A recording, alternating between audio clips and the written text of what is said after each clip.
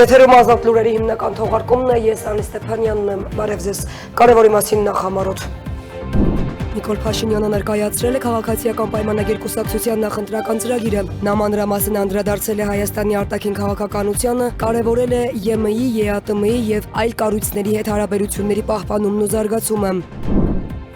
Թուրքիան դիտարկում է Հայաստանի հետ փակ սահմանը վերաբացելու հնարավորությունը, Եվրոպան եւ Ասիան կապող նոր առևտրային ուղի ձևավորելու նպատակով։ Թուրքական լրատվամիջոցների անդրադարձը Էրդողանի հայտարարությանը։ Կայացել է հայկական խորհուրդ հասարակական կազմակերպության նախաձեռնած անվտանգության առաջին երևանյան համաժողովը, որի առանցքում Հայաստանի անվտանգության մարտահրավերներն են եղել ինքնիշխանության պաշտպանությունն ու ժողովրդավարության ամրապնդումը։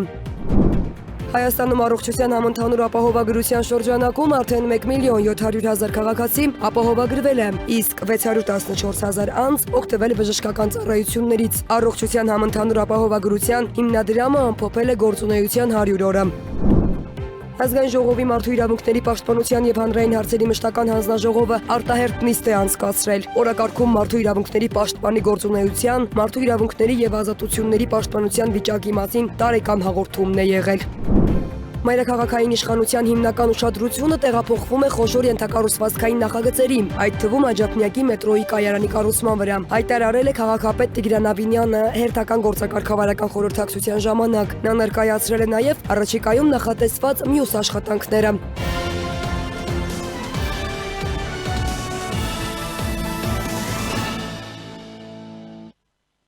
Նիկոլ Փաշինյանը ներկայացրել է քաղաքացիական պայմանագիր կուսակցության նախընտրական ծրագիրը։ Նա մանրամասն անդրադարձել է Հայաստանի արտաքին քաղաքականությանը, ընդգծելով, որ նոր մոտեցումը հիմնված է հավասարակշռված դիվանագիտության, տարածաշրջանային գործակցության եւ ուղիղ հաղորդակցության վրա։ Նա հայտարարել է, որ Հայաստանի եւ Ադրբեջանի միջև խաղաղության գործընթացը արդեն մեկնարկել է եւ պետք է շարունակվի ինստիտուցիոնալացման ու տնտեսական կապերի խորացման միջոցով։ Վարչապետը միաժամանակ կարևորել է ԵՄ-ի, ԵԱՏՄ-ի եւ այլ կառույցների հետ հարաբերությունների պահպանումը ու զարգացումը։ Վարչապետ Նիկոլ Փաշինյանը ներկայացրել է քաղաքացիական պայմանագիր կուսակցության նախընտրական ծրագիրը, անդրադառնալով Հայաստանի արտաքին քաղաքականության հիմնական ուղղություններին, տարածաշրջանային հարաբերություններին, խաղաղության գործընթացին եւ ընդդիմության քննադատություններին։ Նա նշել է, որ իրենք հաճախ մեղադրվում են ադրբեջանամետ եւ թրքամետ դիրքորոշում ունենալու համար, սակայն իրականում նախկինում Հայաստանի հաղորդակցությունը Թուրքիայի եւ Ադրբեջանի հետ իրականացվել է հիմնականում երրորդ երկրների միջոցով։ Փաշինյանի խոսքով այդ մեխանիզմը հաճախ հանգեցրել է հաղորդակցության խեղաթյուրման, քանի որ միջնորդ կողմերը կարող են ունենալ իրենց շահերն ու ընկալումները, ինչն էլ խոչընդոտել է արդյունավետ երկխոսությանը։ Դու չես կարող երբեք համոզված լինել, որ քո ուղերձները երրորդ անձը հասցեատիրոջը ճիշտ է փոխանցում եւ նրա ուղերձները փոխանցելիս նույնպես ճշգրիտ է գործում, որովհետեւ երրորդ անձը կարող է ունենալ իր պատկերացումները, իր շահերը, իր ընկալումները։ Եվ մենք երբեք չգիտենք, որոնք են երրորդ անձի եւ երրորդ անձանց շահագրգռությունները։ Եվ միջ այլոց սա է եղել նաեւ պատճառը, որ երկար տարիներ, տասնամյակներով մեր տարածաշրջանում խաղաղություն չի հաստատվել։ Վարչապետը հայտարարել է, որ հենց այդ մոտեցման փոփոխությամբ է պայմանավորված խաղաղության գործընթացի առաջընթացը։ Նրա խոսքով ուղիղ հաղորդակցվելը հնարավորություն է տվել նվազեցնելու թյուրըմբռնումները եւ հասնելու իրական արդյունքների, այդ թվում տարածաշրջանում խաղաղության հաստատման։ Մենք ասել ենք, եթե մենք Թուրքիայի եւ Ադրբեջանի հետ խոսելու բան ունենք, իսկ մենք ունենք ակնհայտորեն, ինչու չպիտի խոսենք, որովհետեւ սա է միակ երաշխիքը, որ մենք վստահ կլինենք, որ մեր ուղերձը ճիշտ է հասել տեղ եւ վստահ կլինենք, որ պատասխանը ճիշտ ենք, ճիշտ պատասխան ենք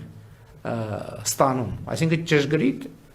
լավ վատ է երկրորդ հարցն է, բայց որ հաղորդակցության մեջ դեֆորմացիաներ չլինեն։ Ինչ վերաբերում է արտաքին հարաբերություններին, ապա ըստ Փաշինյանի իրենք կշարունակեն հավասարակշռված եւ հավասարակշռման քաղաքականությունը։ Նա նշել է, որ դրա հիմնական նպատակը արտաքին հարաբերություններում անհամաչափությունների կանխումն ու դրանց հավասարակշռումն է։ Նրա խոսքով այս քաղաքականությունը նպաստել է Հայաստանի արտաքին միջավայրի կայունացմանը։ Հավասարակշռված եւ հավասարակշռման արտաքին քաղաքականության մեջ առանցքային դեր ունի տարածաշրջանացումը, որի առանցքային նպատակը սեփական միջավայրում առանց արտաքին աջակցության ապրելը Հայաստանի Հանրապետության համար ոչ միայն հնարավոր, այլև հարմարավետ դարձնելն է։ Տարածաշրջանային գործակցության մասով վարչապետը կարևորել է հարաբերությունների զարգացումը Իրանի, Վրաստանի, Թուրքիայի եւ Ադրբեջանի հետ, ընդգծելով տարածաշրջանացման գաղափարը, որի նպատակն է Հայաստանը դարձնել տարածաշրջանային կապերի կարևոր հանգույց։ Այդ համատեքստում նա առանձնացրել է ենթակառուցվածքների ապաշրջափակման ծրագրերը, այդ թվում թրիփ նախագիծը եւ Գյումրի-Կարց երկաթուղու գործարկումը, որոնք ըստ նրա կարող են ամրապնդել խաղաղությունն ու տնտեսական կապերը։ Նիկոլ Փաշինյանը նաեւ անդրադարձել է 3 գումարած 3 տարածաշրջանային ձևաչափի զարգացմանն ու նշել. Հայաստանը շարունակելու է ներգրավվածությունը բազմակողմ հարթակներում, ներառյալ ՄԱԿ-ում, ԵԱՀԿ-ում, Եվրախորհրդարանում, ԱՊՀ-ում եւ այլ միջազգային կառույցներում։ Նա հայտնել է նաեւ Շանհայի գործակցության կազմակերպության նկատմամբ հետաքրքրության մասին։ Հայաստանի Հանրապետությունը որդեգրել է նաեւ տարածաշրջանացում 2 հայեցակարգը, նկատի ունենալով Կենտրոնական Ասիայի եւ Մերձավոր Արևելքի երկրները եւ Հնդկաստանը։ Նախորդող շրջանում մյուս երկրների հետ հարաբերությունների զարգացմանը զուգահեռ էական եղավ նաև Սաուդյան Արաբիայի եւ Պակիստանի հետ դիվանագիտական հարաբերությունների հաստատումը։ Այս ուղղությունը նոր ակտիվություն կստանա 2026-2031 թվականների ընթացքում։ Հապկի առնչությամբ էլ վարչապետն ընդգծել է, որ Հայաստանի անդամակցությունը կազմակերպությանը սառեցված է եւ վերադառնալու քայլեր չեն նախատեսվում։ Եվրամիության հետ հարաբերությունների վերաբերյալ նա նշել է, որ Հայաստանը շարունակելու է բարեփոխումները Եվրամիության չափանիշներին համապատասխանելու նպատակով, իսկ լիարժեք անդամակցությունը կախված կլինի համապատասխանության աստիճանից եւ ԵՄ քաղաքական որոշումից։ Երբ Հայաստանը կհամապատասխանի Եվրամիության չափանիշներին, ԵՄ-ին անդամագրվելը կդառնա քաղաքական որոշման հարց եւ կախված կլինի նրանից, թե արդյոք Եվրամիությունը պատրաստ է ընդունել Հայաստանին։ Եթե այո, Հայաստանի Հանրապետությունը կդիմի Եվրոպական միության լիարժեք անդամ դառնալու համար։ Փաշինյանն անդրադարձել է նաև Ռուսաստանի հետ հարաբերություններին, նշելով, որ դրան գտնվում են կառուցողական տրանսֆորմացիայի փուլում, նոր իրողություններին համապատասխանեցման անհրաժեշտությամբ, հատկապես Ղարաբաղյան հակամարտության ավարտի պայմաններում։ Հիմա երբ Ղարաբաղյան շարժումը չենք շարունակում, հիմա երբ խաղաղություն է հաստատված, երբ կոնֆլիկտը կարգավորված է, բնականաբար հարաբերությունները պետք է հարմարեցվեն, զարգանան այդ նոր տրամաբանությամբ։ Ուրիշ պարզ բան ասեմ, նախկինում կոնֆլիկտի պայմաններում մենք Ռուսաստանի հետ երկաթուղային հաղորդակցություն երբեք չենք ունեցել։ Հիմա ունենք երկաթուղային հաղորդակցություն։ Խաղաղության գործընթացի վերաբերյալ վարչապետը նշել է, որ Հայաստանի եւ Ադրբեջանի միջև խաղաղության ինստիտուցիոնալացումը արդեն մեկնարկել է, ներառելով սահմանազատման գործընթացը, համաձայնագրերի նախաստորագրումը եւ Վաշինգտոնի հռչակագրով ամրագրված սկզբունքները։ Նրա խոսքով այս գործընթացը պետք է շարունակվի սահմանների հստակեցմամբ, ենթակառուցվածքների բացմամբ եւ տնտեսական գործակցության զարգացմամբ։ Վարչապետը կոչ է արել քաղաքացիներին մասնակցել հունիսի 7-ի ընտրություններին եւ աջակցել խաղաղության գործընթացի շարունակությանը։ Ձեզնից յուրաքանչյուրը պետքա տեր կանգնի խաղաղությանը, որովհետեւ տեր կանգնել խաղաղությանը նշանակում է տեր կանգնել պետությանը։ Լուսինե Գրիգորյան, Free News, Ազատ լուրեր։ Թուրքիան դիտարկում է Հայաստանի հետ փակ սահմանը վերաբացելու հնարավորությունը, Եվրոպան եւ Ասիան կապող նոր առևտրային ուղի ձևավորելու նպատակով։ Այս մասին հայտնել են թուրքական լրատվամիջոցները։ Նախագահ Էրդողանը վերջերս Թուրքիան ներկայացրել է որպես ապահով հանգրվան առևտրի եւ լոգիստիկայի համար։ Ծրագրի վճռորոշ բաղադրիչն է Հայաստանի հետ Թուրքիայի վաղուց փակված ցամաքային սահմանի հնարավոր վերաբացումը։ Ալիջանի սահմանային անցակետում, որը փակ է 1993 թվականից վերջերս իրականացվել են տեխնիկական արդիականացման աշխատանքներ։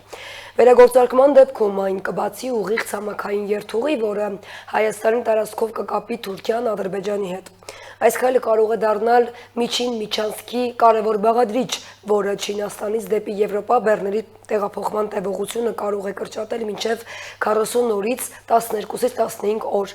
Այս երթուղին հանդիսանում է Միացյալ Նահանգների կողմից աջակցվող ավելի լայն նախաձեռնության մաս, որը հայտնի է որպես TRIP, գրել են թուրքական լրատվամիջոցները։ Կայացել է Հայաստան-հայկական խորհուրդ հասարակական կազմակերպության նախաձեռնած անվտանգության առաջին Երևանյան համաժողովը, որի առանցքում Հայաստանի անվտանգության մարտահրավերներն են եղել, ինքնիշխանության պաշտպանությունն ու ժողովրդավարության ամրապնդումը։ Համաժողովին մասնակցել են քաղաքացիական հասարակության, մեդիա փորձագիտական ու բիզնես ոլորտի, նաև օտարերկրյա դիվանագիտական կառույցների ներկայացուցիչներ։ Երևանում ապրիլի 19-ին կայացել է հայկական խորհուրդ հասարակական կազմակերպության նախաձեռնած անվտանգության առաջին երևանյան համաժողովը, պաշտպանելով ինքնիշխանությունը խորագրով։ Համաժողովում քննարկվել են Հայաստանի անվտանգային մարտահրավերները, ինքնիշխանության պաշտպանության ուղիները, նաև ժողովրդավարության և անվտանգության փոխկապակցվածությունը։ Քաղաքագետ Ալեքսանդր Իսկանդարյանը նշել է, որ Հայաստանի աշխարհաքաղաքական միջավայրը չի կարող չազդել երկրի ներքին ու ժողովրդավարական զարգացումների վրա։ Մեր հարևանները պարզ է ինչ երկրներ են։ Ես կասեի, որ պրոբլեմատիկ է։ Էրդողանական Թուրքիան, հիմիկվա Իրանը, ես դեռ չեմ խոսում հիմիկվա ասելով ես ի նկատի չունեմ պատերազմը կամ ինչ որ այսօր է կատարում, ընդհանրապես Իրանը երկիր է, որը ունի պրոբլեմներ Միացյալ Նահանգների հետ ընդհանուր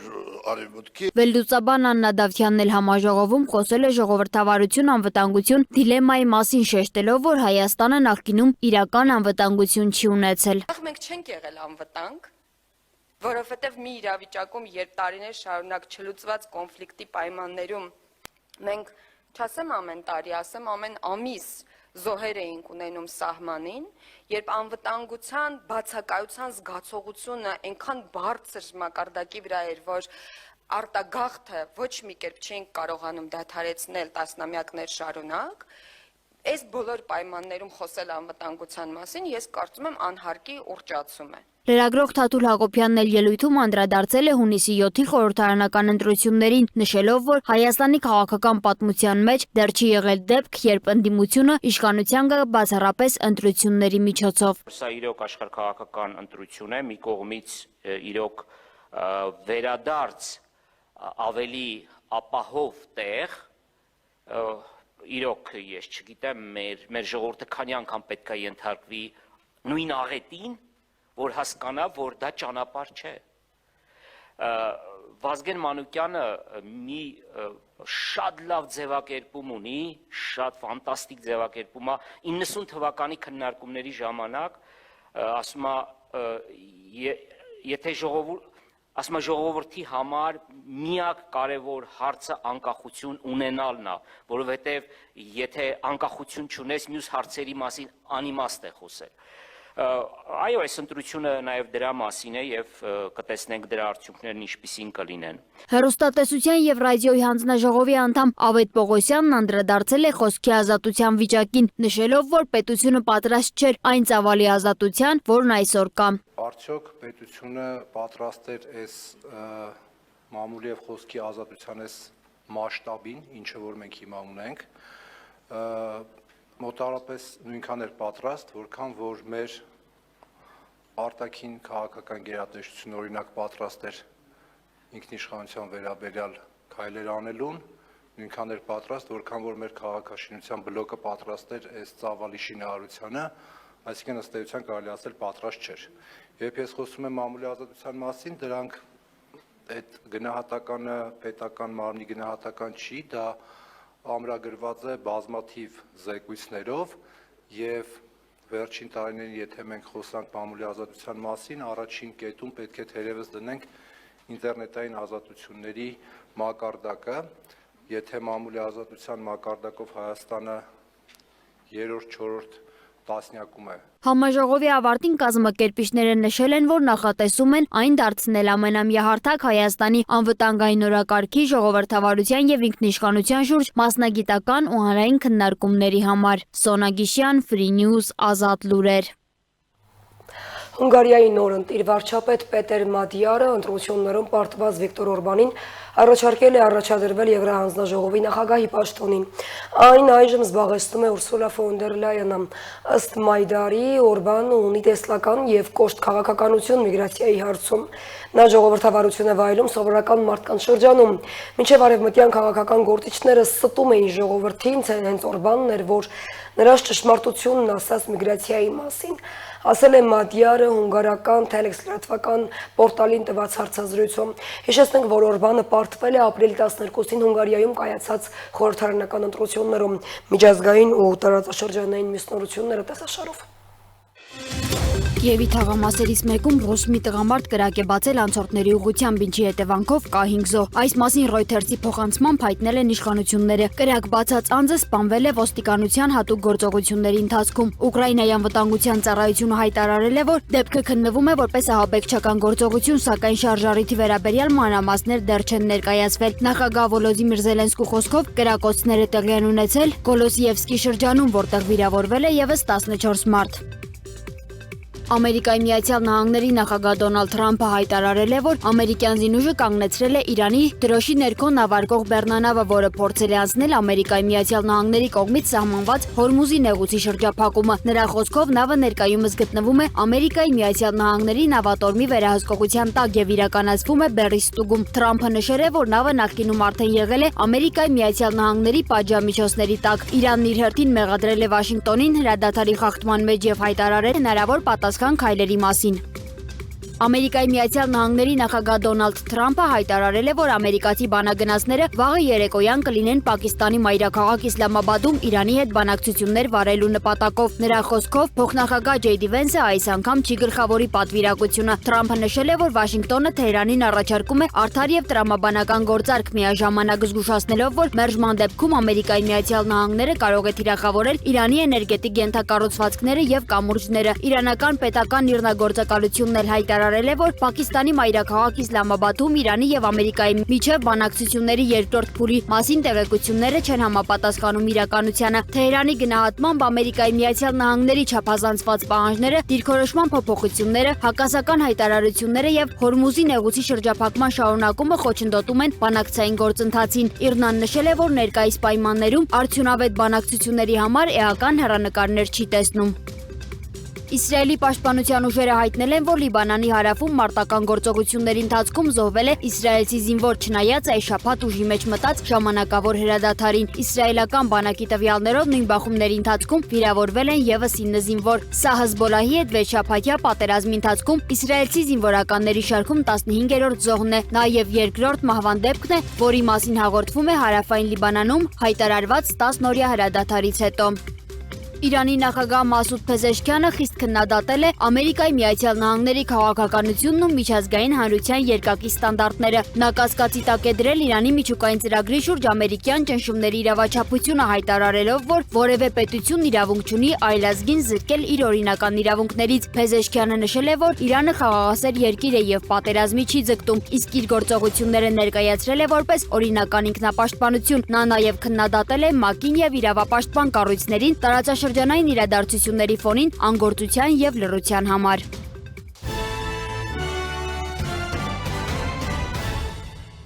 Շարունակում ենք թողարկումը Հայաստանում առողջության համընդհանուր ապահովագրության շրջանակում արդեն 1.700.000 քաղաքացի ապահովագրվել է, իսկ 614.000 անձ օգտվել բժշկական ծառայություններից, հայտարարել է առողջապահության նախարար Անահիտ Ավանեսյանը, նշելով, որ համակարգը քաղաքացիներին պաշտպանում է թանկարժեք բուժօգնության դեպքում առաջացող ֆինանսական ծանր բեռից։ Առողջության համընդհանուր ապահովագրության հիմնադրման ամփոփել է հիմնադրամը գործունեության 100 օրը։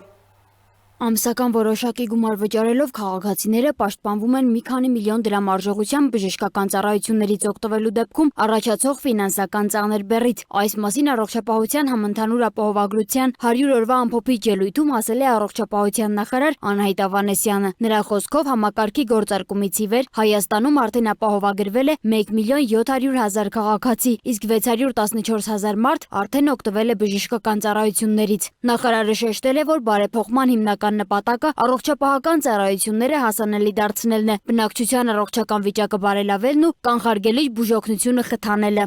Պիտի նշեմ, որ մեկնարկ այս բարդ բազմաշերտ բարեփոխման իհարկե շատ կարևոր էր, որ դրական սկսվի եւ մարդկանց մոտ այն ասոցացվի որպես հաջողության պատմություն եւ այսօր փաստում ենք, որ դա իրականություն է։ Ես իհարկե մենք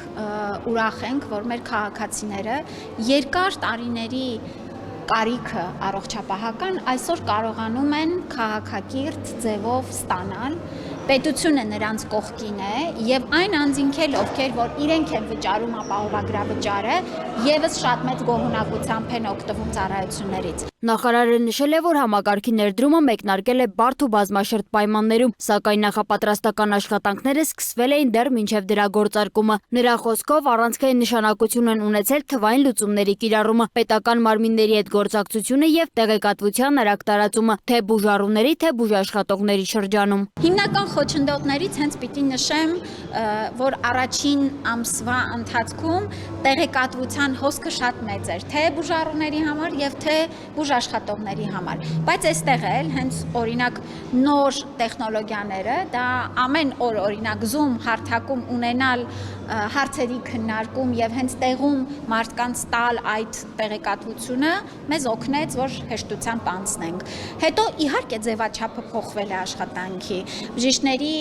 հաշվետվողականությունն է փոխվել եւ այստեղ էլ հունվար ամսին մենք բարդություն ունեցանք, երբ որ շատ բժիշկներ ճիշտ լրացման ձևաչափերին դեռ ծանոթ չէին, հաջորդ ամսից սա եւս ուղղվեց։ Ավանեսյանի ներկայացմամբ համակարգի շրջանակում իրականացվել է շուրջ 67000 վիրահատական միջամտություն։ Ամենամեծ ծավալը կազմել են խորհրդատվությունները, հետազոտությունները եւ դեղորայքային ապահովումը։ Միայն առաջնային օղակում իրականացվել է ավելի քան 1 միլիոն հետազոտություն, իսկ դեղորայքային ապահովման դեպքերը կազմել են շուրջ 480,000։ Առողջության համընդհանուր ապահովագրության հիմնադրամի ժամանակավոր պաշտոնակատար Սամվել Խարազյանն էլ հայտնել է, որ առաջին 100 օրում շահառուներին մատուցվել է ավելի քան 1.5 միլիոն ծառայություն, տրամադրվել են դեղորայքներ, իսկ դուրս գրված դեղատոմսերի թիվը կազմել է 1.4 միլիոն։ Նրա խոսքով այս թվերը վկայում են համակարգի արդյունավետ գործարկման մասին։ Այս համակարգի ներդրումը հնարավորություն կտա,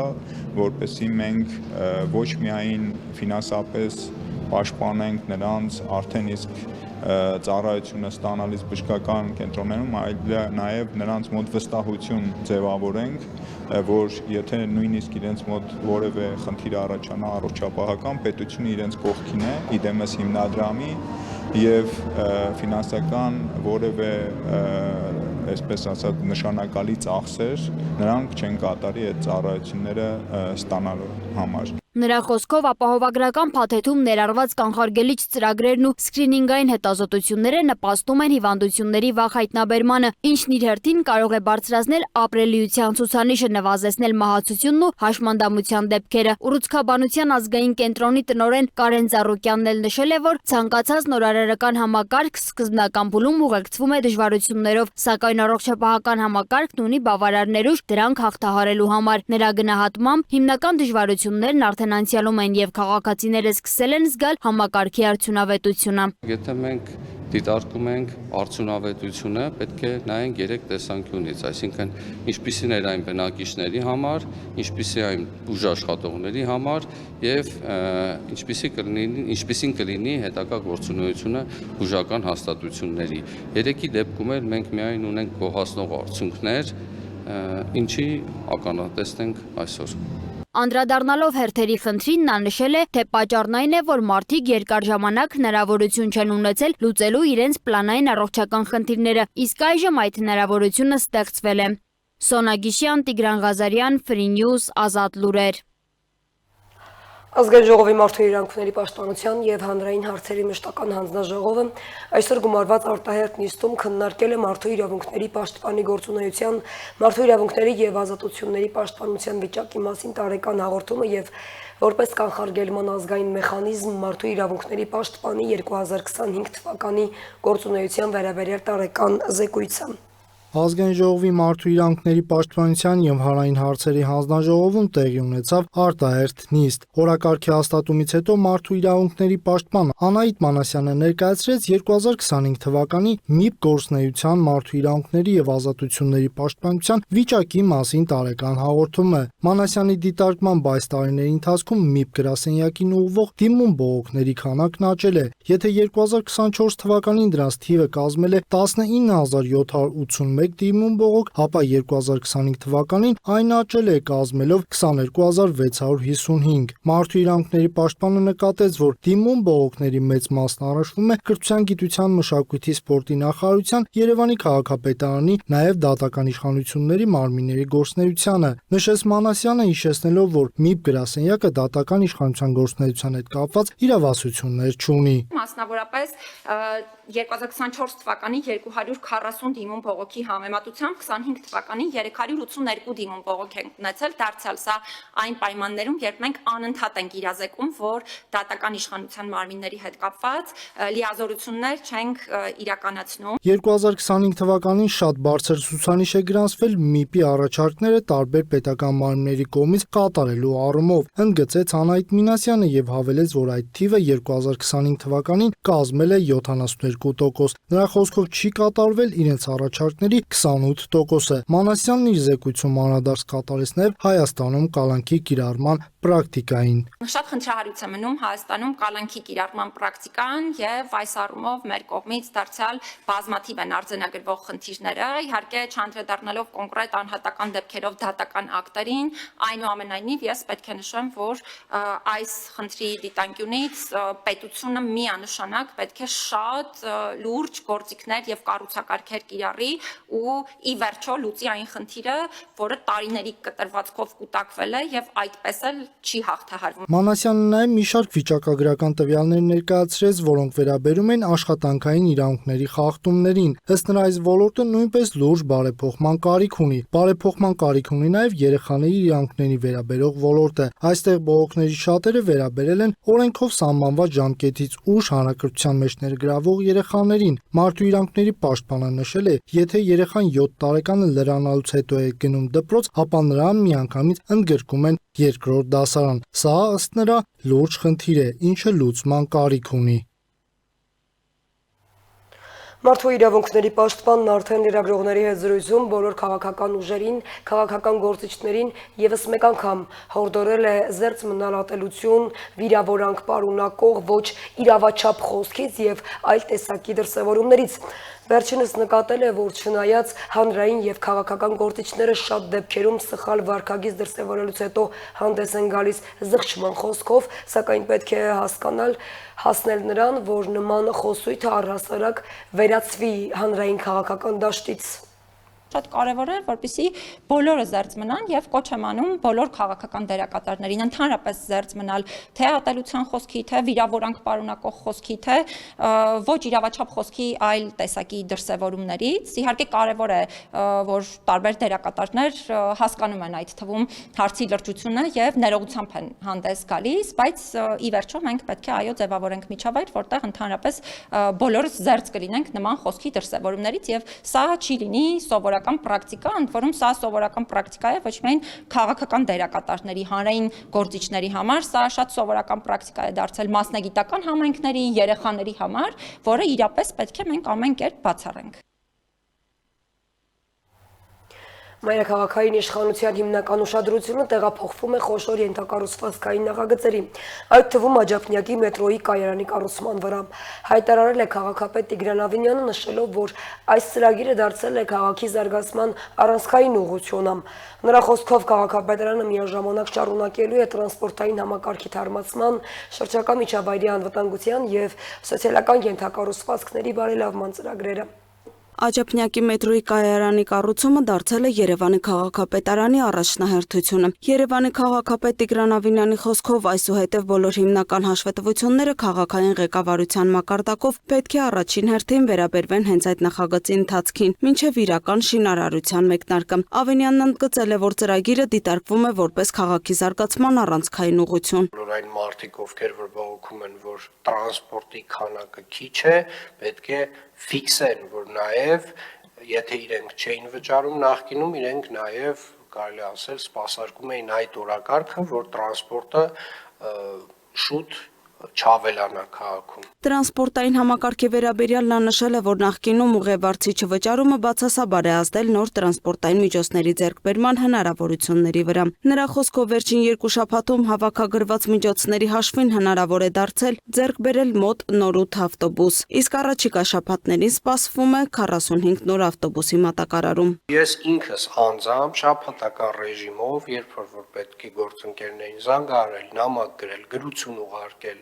չգիտեմ, հոգնածնել, զզվացնել իրանց այս թեմայով, ես նույնպես դա իրականացնելու եմ։ Եվ այսուհետ շաբաթական ռեժիմով Տիկին Բաբայան ես ակնկալելու եմ, որ դուք զեկուցելու եք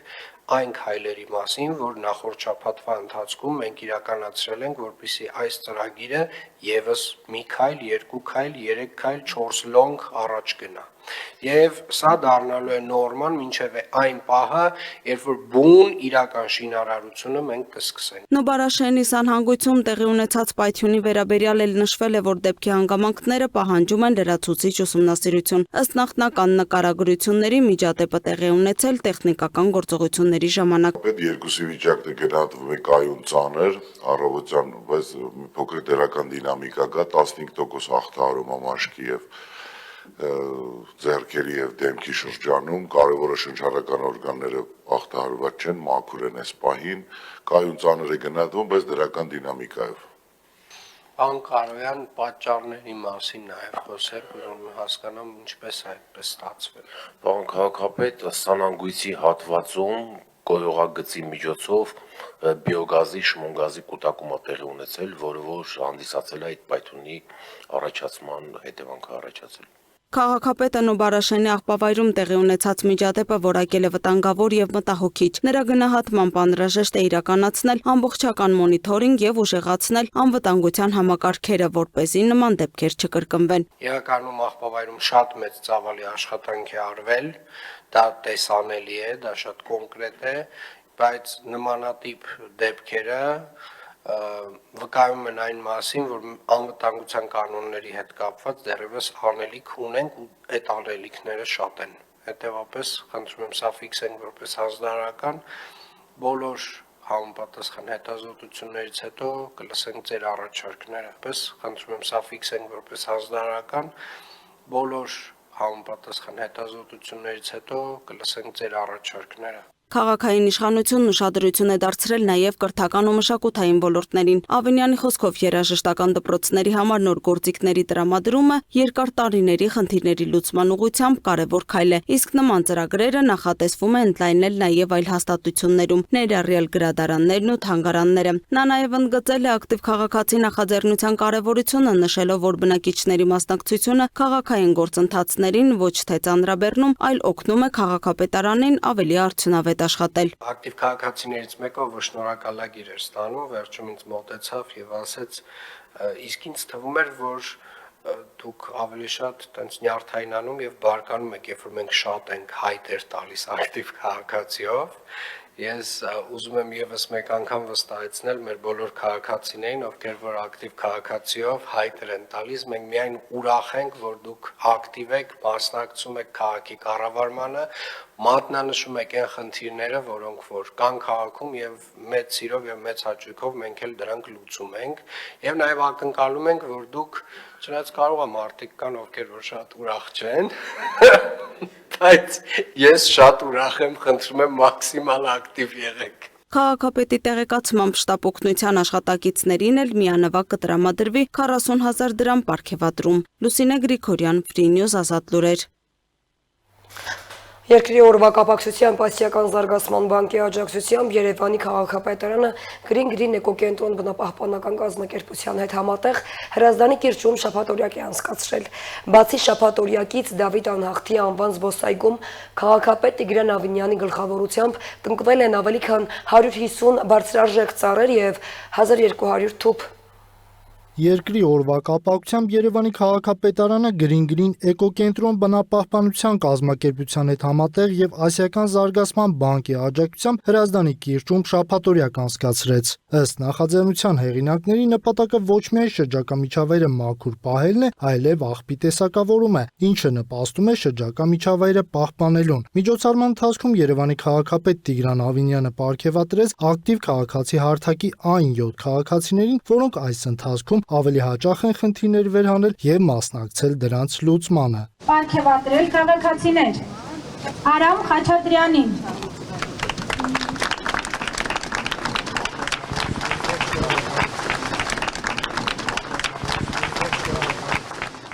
Ավինյանը նշեց, ակտիվ քաղաքացի հարթակը արդեն 2 տարի է գործում եւ գործում է շատ արդյունավետ, իսկ հարթակի մասնակիցների թիվը գերազանցել է 20,000-ը։ Քաղաքապետը շնորհակալություն հայտնեց ակտիվ քաղաքացիներին եւ միջոցառման մասնակիցներին, որոնք ջանք ու եռանդ չեն խնայում քաղաքի մաքրության համար, հույս հայտնելով, որ ժամանակի ընթացքում քաղաքացիները ավելի իրավագիտակից կդառնան ու նմանօրինակ միջոցառումների անցկացման կարիք չի լինի։ Հուսով եմ, որ գալու է այն օրը, որ մենք այս տեսակ շաբաթօրյակների կարիք չենք ունենալու, բայց քանի դեռ մեր վարքաբանական կանոնների մեջ շատ խորքային փոփոխություններ տեղի չեն ունեցել, աղբի թափման տեսանկյունից, այսինքն մենք շարունակում ենք թափել աղբը ամենուր եւ ամենտեղ, մենք դեռևս նմանատիպ միջոցառումներ իրականացնելու ենք, որով որ հիշեցնելու ենք, որ սիրելի երևանցիներ, այս աղբը գեներացնում ենք հենց մենք Եվ ուղղակի կարծում եմ ժամանակն է եկել մտածելու այն մասին, որ միգուցե դա չանենք, որպեսզի այս շաբաթօրյակների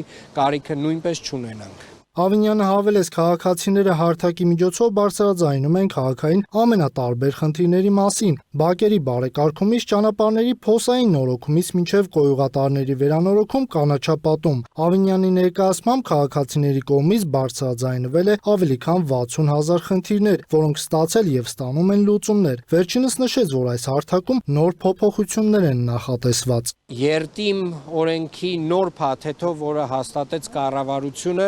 մենք նոր լիազորություններ եւ նոր հնարավորություններ ենք ստեղծում մեր ակտիվ քաղաքացիների համար եւ շրջանակը արձանագրվող խնդիրների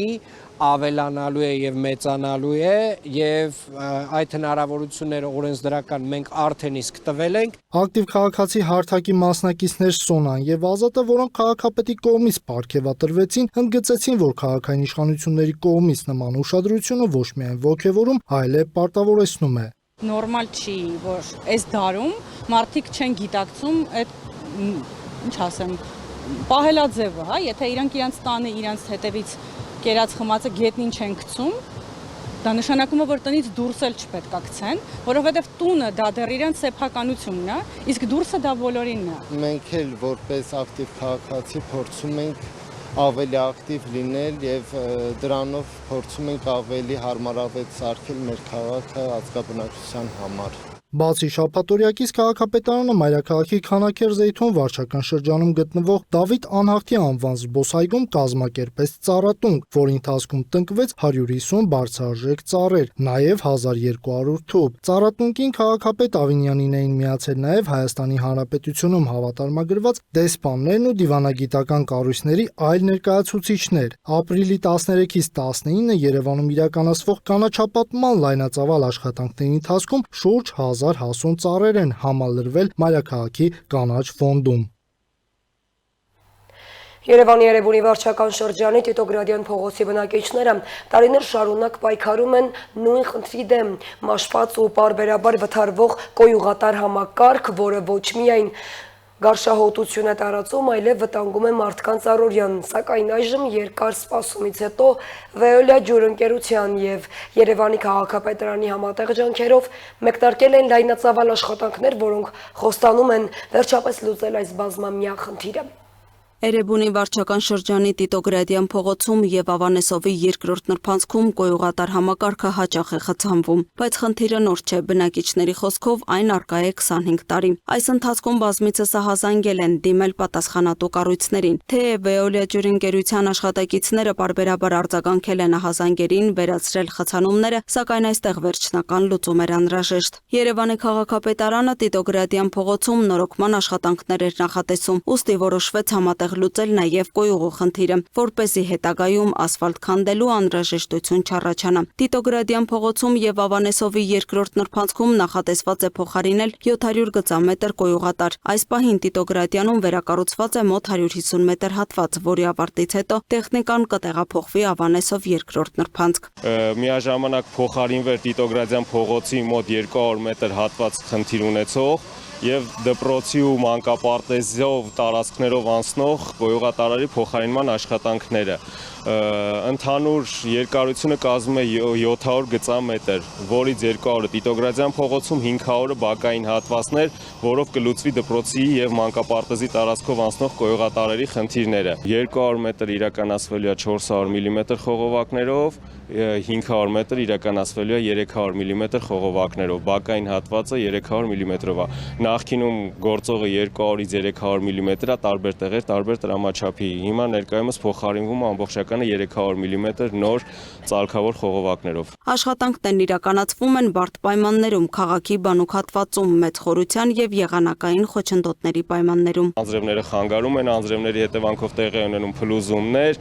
դա երկարացնում է աշխատանքների ընթացքը, բայց հնարավորինս արվում է շուտ իրականացնելու համար մոտ 20 օր մինչև մի ամիս կտևի երևի աշխատանքները։ Մեր նկարահանման պահին էլ Ավանեսովի երկրորդ նրբանցքում կոյուղին խցանված էր, սակայն որևէ աշխատանք Veolia թիմը չի կարողանում անել, քանի որ կոյուղագծերն ու դիտահորերը հայտնվել են շինությունների տակ։ Տարիներ շարունակ այս խնդրից դժգոհող բնակիչներն իրականացվող աշխատանքները տեսնելով հույս ունեն, որ ի վերջո այս խնդիրը կլուծվի։ 25 տարի է այս կոյուղի խնդիրը կա,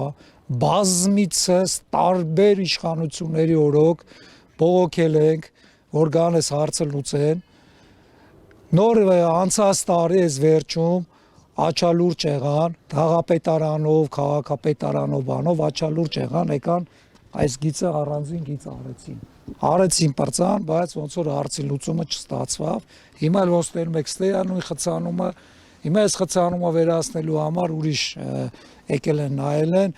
շոշի վրից արդեն առանձին գիծ է քաշում, ոնց որ գործին ընթաց կատարվել, ընթացքա այնտեղ քանդում են, որպեսզի այս հարցը լուծեն։ Այս բայդրությամբ ջրի մեջ է, այս ցախ ինչքան շենքեր կա, հարակից տարածքներ կան,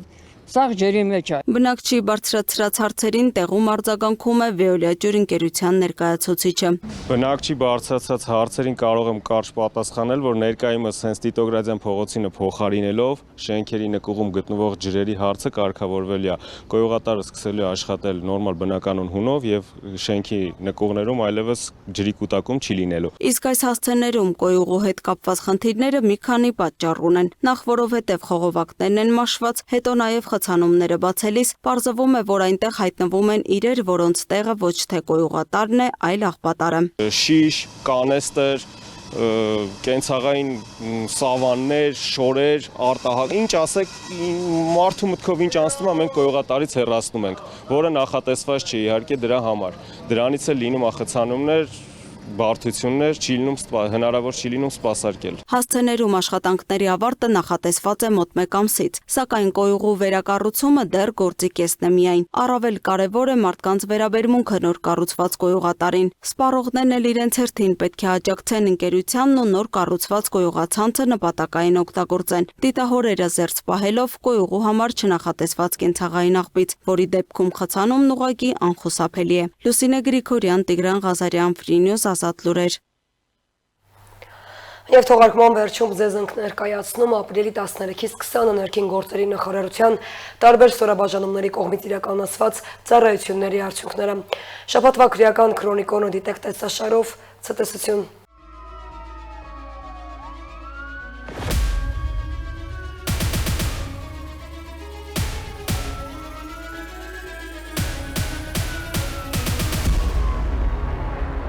Մայրաքաղաքում եւ մարզերում բարեկային ծառայության իրականացրած միջոցառումների արդյունքում արձանագրվել է ճանապարհային երթևեկության կանոնների 19776 խախտում։ Պահպանվող հատուկ տարածք է տեղափոխվել 415 տրանսպորտային միջոց։ Հայտնաբերվել է 393 ոչ սթափ վարորդ, 500 անձ առանց վարորդական իրավունքի վկայականի։ Ընդհանուր առմամբ տարբեր խախտումներով եւ կասկածանքով համայնքային ոստիկանության բաժիններ է տարվել 133 քաղաքացի։ Հանրապետությունում բացահայտվել է 866 հանցագործություն, այդ թվում առանց վարորդական իրավունքի մեքենա բարելու 324, թմրանյութի հայտնաբերման 59, խարդախության 58, մարմնական վնասվածք պատճառելու 56, ֆիզիկական ներգործության 48, անձնական ունեցվածքի գողության 45, հոգեկան ներգործության 43, ինչպես նաև մի շարք այլ հանցագործություններ։ Նախկինում կատարված 16 հանցագործություն ևս բացահայտվել է։ Հայտնաբերվել է 50 հետախուզվող գործող 4 անհետ կորած։ Արձանագրվել է զենք զինամթերքը կամավոր հանձնելու 6 դեպք։ 7 օրում գրանցված 87 ավտովթարի հետևանքով զոհվել է 1 մարդ, վնասվածք ստացել 121-ը։ Ներքին գործերի նախարարության փրկարար ծառայության ճգնաժամային կառավարման ազգային կենտրոնում շաբաթվա ընթացքում գրանցվել է 469 դեպք, 172-ը արտակարգ։ Մասնավորապես Հրդեհի 103, Հրդեհի ծագման սպառնալիքի 26, ճանապարհատրանսպորտային պատահարի 42, կենցաղային կանչի 127 եւ այլ դեպքեր։ Եղանակային պայմաններով եւ այլ գործոններով պայմանավորված գրանցվել է տրանսպորտային միջոցների արգելափակման 75 դեպք։ Փրկարարներն օգնություն են ցուցաբերել 128 քաղաքացու։ Փրկարարական գործողությունների արդյունքում փրկվել է 2 մարդ։ Ներքին գործերի նախարարության ստորաբաժանումները շարունակում են իրականացնել շուրջօրյա վերահսկողություն եւ կանխարգելիչ միջոցառումներ քաղաքացիների անվտանգությունն ապահովելու եւ հասարակական կարգը պահպանելու նպատակով։ Քրեական ոստիկանները բացահայտել են մեթամֆետամինի պատրաստման դեպք։ Քրեական ոստիկանության թմրամիջոցների անօրինական շրջանառության դեմ պայքարի վարչությունում ստացվել էր օպերատիվ տեղեկություն, որ Սյունիքի մարզի բնակիչը Երևանի իր բնակության վայրում տարբեր քիմիական նյութերի միջոցով պատրաստում էր մեթամֆետամին տեսակի թմրամիջոց։ Մարտի 25-ի երեկոյան մայրաքաղաքի Վիլնյուսի փողոցում 32-ամյա տղամարդը թմրամիջոց ապօրինից ձեռք բերելու, պահելու եւ իրացնելու կասկածանքով ձերբակալվել է եւ Նորագյուղ թաղամասի 46-ամյա բնակչի հետ միասին տեղափոխվել է Նոր-Նորքի բաժին։ Խուզարկությամբ նրանց մոտ հայտնաբերվել է ապակե կոլբա, մոխրացած հետքերով, մարիխուանայով լցված գլանակ, ֆենազեպամ գրառման փոքեմետ դեղահաբ եւ ծալովի դանակ։ 32-ամյա տղամարդը ներկայացվել է Ավան եւ Նոր-Նորք վարչական շրջանների քննչական բաժին, որտեղ նախաձեռնվել է քրեական վարույթ։ Դատարանի որոշմամբ նրա բնակության վայրում կատարված խուզարկությամբ հայտնաբերվել են մարիխուանայի 2 եւ մեթամֆետամինի 1 փաթեթ, ինչպես նաեւ թմրամիջոց պատրաստելու համար նախատեսված հեղուկային զանգվածներով լցված 2 տարա, 168 եւ 238 գրամ քաշերով։ Ըստ նրա հայտարարության այդ հեղուկի սինթեզման միջոցով ստացել է մեթամֆետամինի բյուրեղանման զանգված։ Նախաքննությունը շարունակվում է։